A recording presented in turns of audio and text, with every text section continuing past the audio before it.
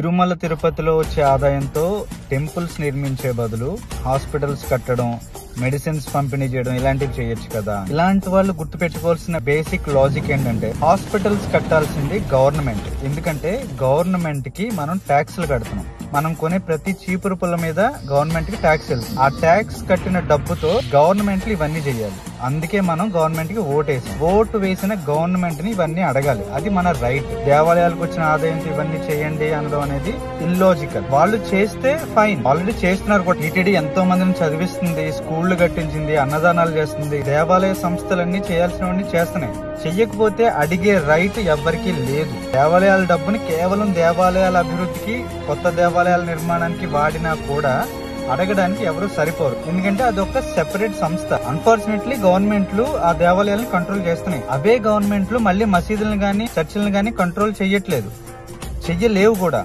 Already government control చేస్తూ ఆ డబ్బును వాడుకుంటూ ఎన్నో సేవా కార్యక్రమాలు చేస్తున్నా కూడా గుడి కడదాం అనుకునేసరికి మాత్రం ఆ డబ్బును కూడా జనాలకే పనిచేయాలి అంటారు.